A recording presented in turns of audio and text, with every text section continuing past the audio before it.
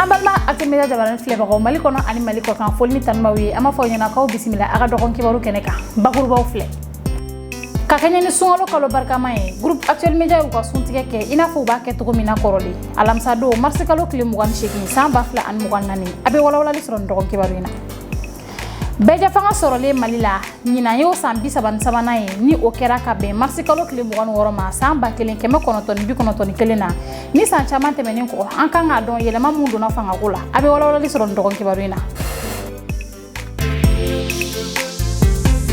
ina fo an ko ya fotugum na bakuruba wala beje fanga soroli malila o sambi saban sabana na nyana mayara tarata do marsikalo klimugan woro samba fla an mukan nani ni o dansiri Musa Traoré ga fanga la o mun ku wajibi fanga yi o mun kera ka be samba kelen keme konoton ani bi konoton kelen watula yasa ka maw hakilaji ni don keren keren na o mun kera sabuye ka ma chama bone unina ani ka tasiblake kata mamu ni torani koina nana karija ko ne be wala like awi Marsikalo kile mugani woro samba keme konoton ani bi konoton ani kelen Marsikalo kile mugan ani woro samba fla ani mugan nani o be kɛ san 37 ye Mali donna jamu fanga kɔnɔ a sɔrɔla wulikajɔ kɔnɔ ani taama kɛra maa caman ni su kan Mali la 26 mars bilala minɛ kɔnɔ min be hakilina jigin kɛ ka ɲɛsin ni Musa Traoré gɛnni ye ka bɔ fanga la wa a kɛra don fana ye ni hakilina jigin tasibila be kɛ ka ɲɛsin maaw ma minnu tora ni jamu fanga nɔfɛ kɛlɛ la nin kɛlɛ in yɛrɛ nana cogo di bɛjɛ fanga in nana cogo min a kɛra gɛlɛyaba de kɔnɔ n'a nana ɲɔgɔn sɔrɔ n'i ye jateminɛ kɛ bɛjɛ fanga in sɔrɔla maaw de bɔra togodaw la ka ɲɔgɔn sɔrɔ Bamako ne bɛ se ka yɔrɔ min fɔ o ye kalandenw ka yɔrɔ ye ni hakili b'a la a kɛra jumadon dɔ de ye n'an b'a fɔ ko juma min ka taa dɔn ni ye joli bɔnna kosɛbɛ ɲinan y'a san 37 Ala y'a to a ka masaya la ka tila ka n'o juma kelen yira an na an ka se ka an ka dɔn ko fɛti kɛ an ka dɔn an bɛ tasibila kɛ an ka ta k'a lase Ala yɛrɛ ma k'a lase an ka taabaw ma maa o maa hinɛ banna an ka taa Ala ka hinɛ o ba k'o kɛ sebasiw ye o baara min kɛra a ma dabɔ fɛn wɛrɛ kama k'a fɔ hakiliw ka se ka ta yɛlɛmaw ka se ka kɛ jamana kɔnɔ sɔrɔw ka se ka yiriwa jamanadenw ka se ka kalan kɛ hɛrɛ kɔnɔ ani badenya kɔnɔ o de anw wuli an ka kɛlɛ kɛ pour que démocratie ka se ka na o démocratie sababuya de y'a to yɛlɛma caman sera ka don ko dɔw la san 37 tɛmɛnen kɔfɛ tagaɲɛ ani majɛ dɔw yera maaw ka wulikajɔ kɔfɛ kuma in jaabi ka gɛlɛ parce que démocratie yɛrɛ kɔrɔ ye mun ye ko dɔw b'a fɔ ko bɛjɛ fanga dɔw b'a fɔ jɛmu fanga mais bon mɔgɔw y'a kɛ tare nafa dɔw sɔrɔla la gɛlɛyaw sɔrɔla la mɔgɔw sera k'u hakililaw fɔ bon mɔgɔw bɛ se ka min ka di u b'o fɔ min ka di u b'o kɛ mais sariya yɛrɛ kan ka jɔ jɔyɔrɔ min na ka jamanadenw lafasa ka kiiriw tilen bon gɛlɛyaw nana y'o la fanga yɛrɛ tacogo la min ye constitution ye fo ka taa se loi minnu bɛ jamana kɔnɔ an y'a ye k'a fɔ a caman ma k'a kɛcogo la o gɛlɛyaw nana kɛ funu ye fanga ni jamanadenw ni ɲɔgɔn cɛ bon n'o kɛra dɔrɔn démocratie tɛ sira sɔrɔ démocratie dabɔra ka baro kɛ ka sɔsɔli kɛ kuma kunna ani mɔgɔ min ka hakilila mana fanga sɔrɔ politique sira fɛ danaya bɛ da o kan k'o bila jamana kunna ka sɔrɔ a ma kɛ ni marifa kɛru ye bon o la anw ka jamana kɔnɔ tuma bɛɛ fanga bɛ minɛ ni marifa ye bon n'i ye fanga kɛ politique ni marifa ye i bɛna hakilila de cogo mɔgɔw da la fo tuma min na ni mɔgɔw nana muruti fana o ko kelen don bon o gɛlɛya de b'an ka jamana kɔnɔ parce que coup d'état dama min kɛra o démocratie fanga ma sigi donc an kana ɲɔgɔn jalaki kuma in kunna ɲininkali de bɛ kɛ munna sɔrɔdasiw bɛ coup d'état kɛ tuma bɛɛ n'i y'o fana fɔ i bɛ taa kaso la donc ne kɔni bolo tiɲɛ yɛrɛ la kuma in tɛ se ka jaabi n ta jaabi ye min ye an b'a dɔn mais bon an yɛrɛ y'a fɔ k'an m'an sen bɔ politique la parce que an bɛ kuma fɔ cogo min jamanadenw b'a faamu o dun t'a fɛ a ka faamu n'i ka kuma faamuta cayara dɔrɔn i bɛ taa kaso la hakililajigi don kɛrɛnkɛrɛnnen don walasa ka jamu fanga sɔrɔtaw sinsin Dr Ousmane Coulibaly n'ale ye deuxième vice-président du parti Yɛlɛma ye ale b'a ka fɛɛrɛw fɔ n'an bɛ se ka ladilikan min fana di o tɛ dɔwɛrɛ ye pour que yɛlɛma ka se ka na nin fɛn ninnu na o ye ka dɔ bɔ président ka pouvoir la ka dɔ fara députéw ka fanga kan ka dɔ fara jugew ka fanga kan parce que Mali problème ba yɛrɛ fɔlɔfɔlɔ bi an bɛ se ka min fɔ hakilila o ye problème de justice de ye quoi donc justice sociale ani justice yɛrɛ bɛ kɛ cogo min na je pense que an kan ka baara de k'o kan kosɛbɛ an bɛ min fana nɔfɛ parti politique an bɛ min ɲini u fɛ u ka ɲɔgɔn falen parti yɛrɛ ɲɛmɔgɔya la u ka se ka na n'o ye donc hali cour constitutionnelle mɔgɔw bɛ taa cogo min na président sen ka b'o la dɔɔni opposition sen ka don o la fɔli syndicats ni baarakɛlaw u ka tɔn olu ka se ka sen don cour constitutionnelle mɔgɔw sugandili cogo la hakili la u bɛ se ka na ni démocratie bɛ sinsin cogo ye an ka jamana kɔnɔ hali bi an ka sigi démocratie in ma pour que an ka se ka bɔ nɔgɔ la o de y'anw ka laɲini ye I n'a fɔ ladalako la ɲinata fana la ɲɛnamayala ni tasi bila kɛli ye ka ɲɛsin monument de martyr ma kɛrɛnkɛrɛnnenya la hakilila jigin kɛra ka ɲɛsin maa minnu tora nin ko in na n'o kɛra camancɛ fanga ɲɛmaa fɛ Asimi Goyita ka fɔ la 26 mars ye don kɛrɛnkɛrɛnni ye min na tasi bila bɛ kɛ ka ɲɛsin bɛɛ lajɛlen ma maa o maa ni tora faso kɛlɛ in na. Ni mun ye Nana Kadija Kone ka sɔrɔlenw ye an ka bɛɛ fanga san 33 na ɲɛnamayali kow kan an bɛ waati min na i ko sisan sabara dɔw bɛ ka feere an ka sugu kɔnɔnaw la minnu kɔnɔna na ni Ala tɔgɔ sɛbɛnnen don n'i y'a lajɛ siɲɛ fɔlɔ la i b'a ye k'a fɔ marque don nka n'i y'a lajɛ cogo wɛrɛ la i b'a ye k'a fɔ a bɛ fɛn wɛrɛ yira ni sabara marque in kɔni bɛnnen tɛ Mali silamɛw ma an bɛ waati min na i ko sisan an ka jɛ an Abdoulaye Mayiga ka sɔrɔlenw lajɛ. Ni ma jateminɛ ka ɲɛ i t'a dɔn nga samara dɔw bɔlen do tuguni Ala tɔgɔ sɛbɛnnen do minnu kan marque dɔw do n'a sɛbɛnni yɛlɛmalen do a kunɲuman kan a tɛ dɔn nga n'i ye samara yɛlɛma a kun dɔ in kan i b'a sɛbɛnnen ye arabukan na ko Allah. Bon n'a bɛ succès la ni mɔgɔw b'a san ne b'a kan parce que minan o de n'i taara minan ta yɔrɔ la mun bɛ marché b'o de ta o. Samara nunu ni Ala tɔgɔ sɛbɛnnen do u kan i n'a fɔ ni samara sugu n'a ɲɔgɔnw u doni tɛ bɛn silamɛya la diinɛmɔgɔ dɔw ka fɔ la. Sabotage de do ka se Ala ma sabotage de do ka se Ala ma tɔgɔ minnu bɛ yen n'a sɛbɛnna samara kan haramu de do mutlakan maa minnu b'a kɛ olu ye kafuru de ye olu tɛ haramu ɲini u tɛ halala ɲini olu b'a ɲini dɔrɔn de k'anw na fili sitana ka baaraw de do. Samara hali n'a yirala k'a fɔ ko Ala tɔgɔ b'u kan o t'a feereli n'a sanni bali maa dɔw fɛ. Bon hali n'Ala tɔgɔ sɛbɛnlen b'a kan an b'a ta k'a fili parce que fila fana b'o position na an bɛ fila feere k'a sɔrɔ Ala tɔgɔ sɛbɛnlen b'a san. Ne ye samara san ka sɔrɔ Ala tɔgɔ b'a kan o tɛ ne bali k'a ta ne fɛ Ala tɔgɔ ka kɛ samara kɔnɔ communauté. Nga Ala tɔgɔ yelen samaraw kan degun do maa dɔw fana ma hali n'a y'a sɔrɔ u b'a feere suguw kɔnɔ. Bon de fait que Ala tɔgɔ kɔnɔ n'Ala tɔgɔ b'a kɔnɔ a feere bɛ ne gêner mais ni ne y'a fana y'a bila yan sisan i b'a sɔrɔ a fana bɛna kɛ doni fana de y'an bolo c'est pour cela que n m'a feere. Donc an bɛ min fɔ silamɛdenw ye a ye jateminɛ kɛ samara ninnu na n'a bɛ samaraw san a y'a lajɛ fɛn o fɛn na ni Ala tɔgɔ bɔlen don i b'a yɛlɛma k'a lajɛ i b'a a tura kunɲɔgɔn kan i b'a tura kunjugu kan alimami bɛ se ka sa i t'a dɔn nayibu bɛ se ka sa i t'a dɔn silamɛ ɲuman bɛ se ka sa i t'a dɔn laji bɛ se ka sa i t'a dɔn mɔgɔ bɛ yen ko Ala ka di i ye i bɛ se ka sa ka sɔrɔ i t'a dɔn u bɛ k'i bila k'i kɛ Ala sabuti ka sɔrɔ i yɛrɛ t'a dɔn. Don tɛmɛna samaraw tun bɛ feere Ala tɔgɔ bɛ minnu kan nka dɔwɛrɛw fana bɔlen do tuguni sugu kɔnɔnaw la a bɛ minnu kan Ala tɔgɔ yelen samaraw kan a ye man di fo n'i y'a jateminɛ kosɛbɛ. O de kama diinɛmɔgɔw y'a yira ko samara feerelaw ani a sanbagaw bɛɛ kan k'i janto yɛrɛ la an bɛ waati min na i ko sisan samara ninnu ko la. Mais sisan a fɔra e mɔgɔ min y'a mɛn k'a fɔ samara dɔw bɛ Ala tɔgɔ sɛbɛnni mun kan n'i y'i tugu walima minnu b'e bolo k'i bolo utiliser parce que i ka wari don a la n'i ma farati n'a kɔlɔlɔ wulila i b'i yɛrɛ ɲini dɛ a feerebaga a sanbaga bɛɛ k'i cogo dɔ i yɛrɛ la. San o san groupe Actuel Media bɛ suntigɛ bila sen kan maa caman kun bɛ nin kɛnɛ kɛrɛnkɛrɛnnen kan i n'a fɔ u baaraɲɔgɔnw u jɛɲɔgɔnw olu ni u ɲɔgɔnna caman an hakili bɛ se ka to mun de la Actuel Media ka nin suntigɛ kofɔlen na an ka jɛ an Awa Jawara ka sɔrɔlenw lajɛ.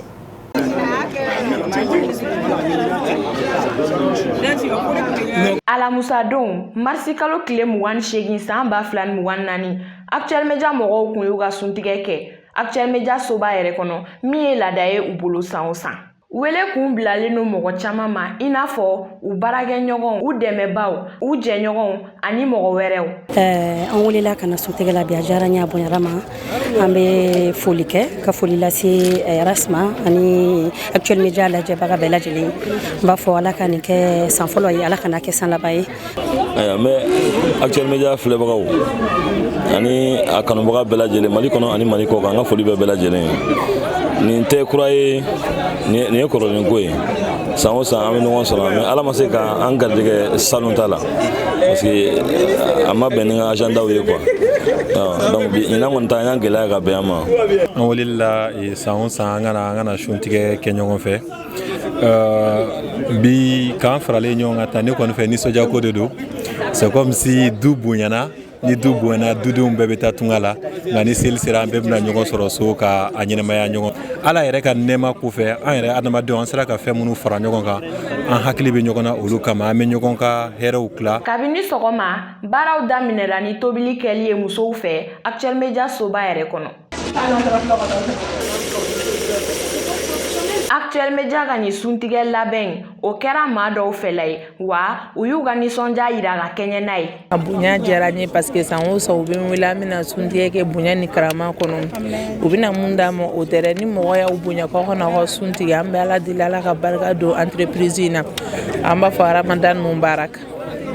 Sun tigɛlen kɔfɛ sundonnaw y'a kanu ka seli fɔlɔ ka sɔrɔ ka na dumuni kɛ wa nin ye dumuni kuma selen.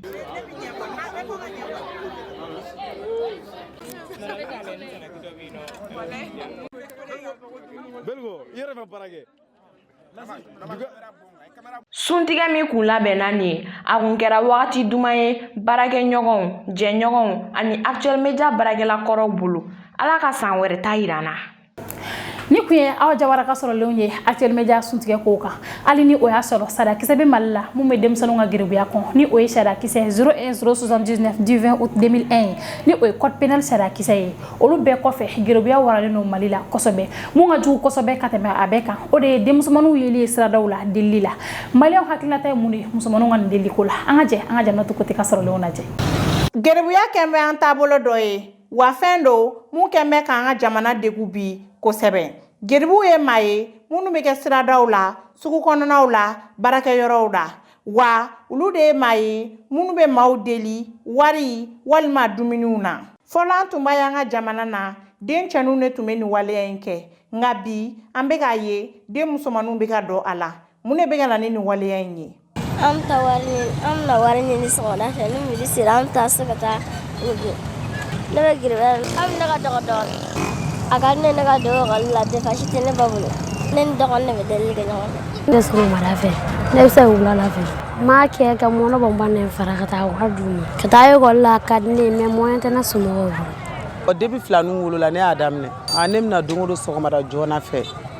kuma dɔ n bɛ taa seli fana wagati kuma dɔ n bɛ taa midi wagati n kun bɛ furu la n ka furu sara. Den musomaninw ka geribuya an bɛ wagati min na i ko sisan kun caman de bɛ se ka ye a la. Docteur Birema Eli Digo ka fɔ la ni ale sociologue ye. Bon, il y a différents facteurs. Il y a d'abord des facteurs culturels, il y a des facteurs religieux. Kun caman de bɛ yen min b'a to musow bɛ geribuya kɛ a fɔlɔfɔlɔ ye fantanya ye ka d'a kan n'i y'an ka jamana ta k'a lajɛ fantan jamana don wa a ka gɛlɛn maa caman ma i k'i dayirimɛ sɔrɔ yɔrɔnin kelen. Fantanya kɔfɛ a bɛ se ka ye diinɛ kunda fana ka d'a kan diinɛ la a bɛ fɔ ko setigiw ka fantanw dɛmɛ o yɛrɛ de kama fantan dɔw se tɛ minnu ye ni fɛn t'u bolo u bɛ taa faamaw fɛ yen walasa ka se ka finiw walima dumuniw sɔrɔ. Qui ont un peu plus de moyens pour demander soit des habits soit des restes d'aliments. Geribuya muso kunda o ye fɛn ye mun tun tɛ an ka farafina danbew kɔnɔ wa fɛn don mun tun tɛ kɛ kɔrɔlen. An ka tabiya ko bɛɛ sigilen don kak a bɛɛ bɛ kɛ ladamu kadiri le kɔnɔ musomanin tɛ labila musomanin tɛ labila hali dɔɔni kuma tɛ kɛmani ma han bala a bɛ fɔ k'a fɔ ko musomanin i b'a ladamu so kɔnɔ i bɛ se a bɛ ladamu kɔ parce que a bɛ taa mɔgɔ wɛrɛ la du jɔ mɔgɔ bɛ a y'a minɛ k'o bila i kunkolo la ko u ka yala dugu ɲɛfɛ tisani y'o bolo ko jɛnbɛ k'i tɛ hinɛ na ka daraka sɔngɔnin yan k'i yala musomanin o tɛ se ka an na mɔgɔ tɛ sɔn ma a tɛ se don hakili la ban a tɛ don hali dɔɔni. Musow ka ni geribuya in a kɔlɔlɔ tan tɛ fɛn caman bɛ se k'u sɔrɔ hali ni o y'a sɔrɔ u yɛrɛ ka laɲini tɛ. N'an bɛ gidɔrɔn tigɛ mototigi dɔw bɛ to k'a fɔ k'u b'an fura. Degun caman parce que kuma bɛ min tulo la dɔw yɛrɛ b'i dɔgɔya dɔw b'i nɛni i ka fisa ni mun ye mun parce que a bɛ komi n'a fɔ i bɛ geribuya la de la bɛɛ bɛ dɔ f'i ma. Il y a beaucoup de conséquences parce qu'une jeune fille qui fait de la mendicité. Kɔlɔlɔ caman de bɛ musow ninnu ka geribuya la ka d'a kan a bɛ se ka kɛ sababu ye u ma u tɛ kalan kɛ n'u dun ma kalan kɛ a kɔlɔlɔ ka bon u yɛrɛ ma n'a y'a sɔrɔ u bɛ duguba kɔnɔ u bɛ se ka sirabaga kasara sɔrɔ o kɔfɛ n'u si kɔrɔbayara k'u tɛ geribuya la u bɛ se ka kɛwale cɛjugu dɔw kɛ ni o dɔw yɛrɛ feere ye n'u dun donna nin kɛwale cɛjugu in na a bɛ se ka bana kuntan caman lase u ma wa n'u bana u bɛ se ka bɔnɛ u ni na fana wa n'u dun bɛ nin sira in kan u bɛ se ka ɲɛnaminimafɛnw ta a dɔ bɛ se ka kɛ gulɔ ye joint dɔrɔgu o n'a ɲɔgɔnna caman wa a ka gɛlɛn u ka se ka bɔ a la. Denmansa dɔw ka fɔ la masaw jɔbaliya u jɔyɔrɔ la o de bɛ na ni nin waleya ninnu ye. Denmisɛnnin ka delili masaw ka responsabilité ba b'a la parce que denmisɛnninw tɛ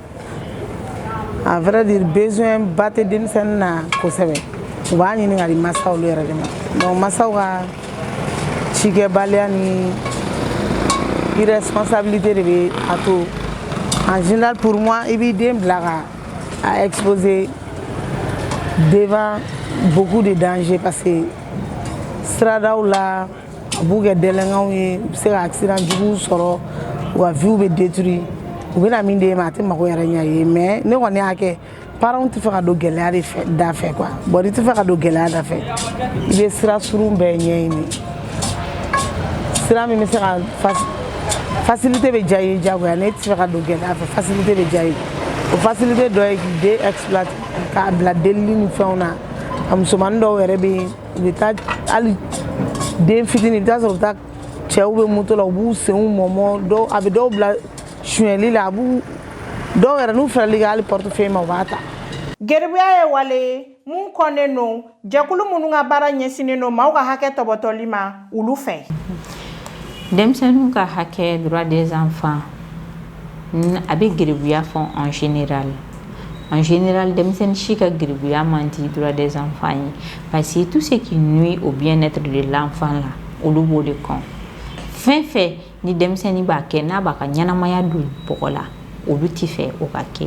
o fin nuna Gerbuya simbala. Gerbuya simbala et puis charia utalindo akama. Krenkrene ya la malila nga charia sunobe ama fama ko code pénal. O charia ni be mi manga ke jamana kono charia ni bofo ani ni mi kera sababu ye ko o kewale nke mi o kanyangi ni beke jume o de beke o charia yono code pénal ka article 183 kono amba ye ka fo incitation à la mendicité no ye fin ou bien kam mo mo we dem senu blakata e Gerbuya ni delila lieu public ou la ina fo gidorondo ni jamo mayro ni fin nga lieu public ou la o konendo mais plus loin il beta sur article 184 fenebe Gerbude nunu yere nyangi Gerbude munu be no nuka deli sem fe ube choueni ni vagabondage nuke ulu fene ka peine folindo akono andambe ani anga tabiyawu ulu kofe slamaya dine ma daga de musoni nga Gerbuya ke ako wakarna fi buyutikun wala tabarrajna tabarruj aljahiliyati alula ni kuma badi ni yoro kumara musudi kan ako wakarna fi buyutikun musuka kanin so nadi ay tu akaso kono wala tabarrajna tabarruj aljahiliyati alula aw kana bo ina fo kudomolu kumbe bo la wala la chukumi musumani nga bo kabe delike ate korana kono musumani nga bo kabe delike ate hadisa kono musumani nga bo kabe delike ate korana ayala musumani nga bo kabe delike islamia kana na fiu kodon to swama wala saka ni ke wale inkele wil dafu ye jakulu munu kembe ka fere do blasenga ya saka seka ni manu nu deme amado demsen musumani nu me Gerbuya ke sisano c'est pas comme si Gerbu ordinaire nu to ma blakata kala yoro la kubi kalana uma parfois ils ne sont pas abandonnés par les familles peut-être soit flani nedu sabanu ou ben nani nous généralement ibe muso Gerbuya la ibna yu au contexte kono ani sisa kele farala kan kele mo ko muna déplacer ka buka yoro la kana odu bude muso manu blala ambo du deme to godi ambe bawde deme parce que amado masa odi be dem blala dum titaw yere donc ambo du masa odi deme ka bul udeke bulla bara na ka minaw sanga duma ka kla ka musaka do duma mi ba permettre u se ku ka bulla bara la bara jani wakati nche la ko donc match donc ambo du deme o togo ya nuna hali ni oya soro Mali Sadia kise do be ni oye la loi 01079 du 20 août 2001 ni alebe talike code pénal kan article kemen bishegin sabanana o ba yira ka fo maoma ika kene ibolo ni sena ke elemine na Gerbuya la nyangili be dai kan ni obe talike kletan duru kata bla kalo woro kasola o article kelen konnana uya yira ka fo maoma elebe maw inciter ku bla Gerbuya la nyangili be da e kan kadam ne kalo sabakata bla sankelen kasola o code pénal kelen konnana article 184 la ale ba yira ka fo ko Gerbu emine na shweni na walima ko werela ebe nyangi ni kalo woro kata bla sanduru kasola onata be Gerbuya be sena anga jamana kono sisa jamana kono kuna funu anako kuna funu urubna lase au mateliala aishe kidafe Jumado marsi kalo kile mugan kononton san ba fila ani mugan naani minisiriso min ka baara ɲɛsinen no kiriko ma an ka jamana la ale kɔni ye kɛrɛnkɛrɛnkɛrɛnnen sigi ni o kun dabɔlen no ka remisi 200 kɛ ni o ye recueil des circulaires ye o kɛnɛ in sigira u ka conférence soba kɔnɔna la nin kɛnɛ in defaya kun talen no k'a di Boubacar S Jara ma ni ale ye secrétaire général ye ministère kɔnɔna la. An bɛ taa an dafɛ jamana na ka bɔ kaso la ka na kɛ jamana ɲɛmaa ye ni 100 o 100 54 bɔɲango o maaw de ye kala t'a ye Basiru Jomai Faye ale kɔni kɛra Senegal jamana ɲɛmaa ye mun kɛra marsi kalo tile 24 san 2024 Senegalikaw fɛ yen nɔ Senegal tariku la ni y'a ma durunɛ ye ka kɛ jamana ɲɛmaa ye ni k'a si to san 44 na a kɔni bilala ka bɔ kaso la le 14 mars kalo 11 kaso kɔfɛ ka d'a kan u ka jamana ɲɛmaa ni o kun ye Macky Sall ye o ye sariya kisɛ mun ta ni o ye la loi d'amnistie ye. An bɛ to an dafɛ jamana na Nigerkaw fɛ yen nɔ baaraɲɔgɔnyaw bɛ ka gɛlɛya Niger ani Faransi jamana cɛla la ka d'a kan Faransikaw ka ekɔliso min bɛ Niger jamana la ni o ye lycée français La Fontaine ye Ɲamekaw fɛ yen san 60 dayɛlɛni kɔfɛ o kɔni datugura ni o bɛna kɛ ka kɛɲɛ kalanta min bɛna kɛ san 2024 fo ka taa se san 2025 ma u y'a yira k'a fɔ ko u kɔni ye nin kalanso kɛrɛnkɛrɛnnen in datugu walasa ka na ni ko wɛrɛw ye u ka kalanko sira fɛ ani u ka se k'u yɛrɛ ta. Jamana kɔkan kibaru an bɛ taa Gazakaw fɛ yen Jumado marsi kalo tile 29 Gazakaw fɛ yen nɔ maa 10 kɔni fagara Palestine ani maa 30 kɔni banana k'a kɛɲɛ ni Israel ka mugujuguci dɔ ye ni o binna Gaza Club Sportif dɔ kan n'o ye Al Shujaya ye ni ale bɛ Gaza worodugu yan fan fɛ ni laseli ninnu bɛɛ kɛra Palestine kunnafoni di so dɔ fɛ ni o ye Wafa ye. An balima Actuel Media jabaran filɛbagaw ni de bɛ dan siri an ka bi dɔgɔ kibaru la aw ni ce a ka ɲamadali la an b'a fɔ la k'aw k'an bɛn diɲɛ wagati wɛrɛ. Maliyɛnw de la diaspora aw min sigiyɔrɔ bɛnnen don diɲɛ kɔfɛla ma ɲɛ kibaruya duman in ko di aw ma wa ka wari ci k'i to i sigiyɔrɔ la k'a sɔrɔ i ma fɛɛrɛ bɔ lakana ani teliya kɔnɔna la application kelen min na n'o nɔgɔya o de ye Senweb kɛrɛnkɛrɛnnenya la maliyɛn minnu sigiyɔrɔ bɛnnen don Faransi, Allemagne, Italie, Espagne, États-Unis, Royaume-Uni, Belgique, Irlande fo ka taa se Canada ma aw bɛɛ lajɛlen bɛ se ka to aw sigiyɔrɔ la ka wari ci ka na Mali kɔnɔ k'a sɔrɔ aw ma fɛɛrɛ bɔ Côte d'Ivoire ni Sénégal kɔfɛ bi i bɛ se k'i to ni jamana kɔfɛlen ninnu bɛɛ lajɛlen na ka wari ci ka na Mali kɔnɔ k'a sɔrɔ i ma fɛɛrɛ bɔ o fana tɛmɛnen kɔfɛ ka bɔ yen nɔ a k'a dɔn fana k'a fɔ fɛn min ye application Senweb ale utiliselen don maa 100 000 caman de fɛ ka tila k'aw ladɔnniya k'a fɔ fɛn min ye u ka baarakɛyɔrɔ dagayɔrɔ ye o bɛnnen don Amérique ma n'o tɛmɛna ka bɔ yen jamana mun bɔra k'a fɔ sisan ni maa min bɛ fɛ ka wari ci k'a to i to o jamana kelen la fɛn lajɛlen kan a ka nɔgɔ kojugu ka na Mali la kɛrɛnkɛrɛnnenya la a ka nɔgɔ kojugu i bɛ taa Play Store sanfɛ application Senweb i b'a télécharger n'i y'a télécharger i b'a installer a installelen kɔfɛ fɛn min y'i ka données ni wulu bɛɛ lajɛlen don a kɔnɔ i bɛ don a kɔnɔna la n'i bɛ fɛ k'a ci ka na Mali de la misali la i b'a Mali ta n'i ye Mali ta i ka code promo i b'o don i n'a fɔ an ka code promo o yɛrɛ se cogo min na ala hɛrɛma fana ye mun ye n'i y'an ka code promo don sisan par exemple i bɛ se ka 10 € de bonus de sɔrɔ i ka compte la wa o t'a bannen ye koyi aw min bɛ fɛ ka wari ci ka na ka bɔ ni jamana kɔfɛlen ninnu na ka na Mali kɔnɔ f'a ka sɔrɔ a bɛ wari ci maa minnu ma olu ka kɛ Orange Money walima Wave sanfɛ walasa a tigi ka se ka wari lasɔrɔ nin bɛɛ lajɛlen tɛmɛnen kɔfɛ ka bɔ yen nɔ min ka di n'a bɛɛ ye o de ye k'a fɔ nin baara ninnu bɛɛ lajɛlen bɛna kɛ lakana de kɔnɔna la wa maa wɛrɛ foyi tɛ se k'i ka telefɔni ta ka baara kɛ n'a i kɔfɛ tuguni Senweb an b'a f'i ɲɛna k'i bisimila an fɛ yan Mali la.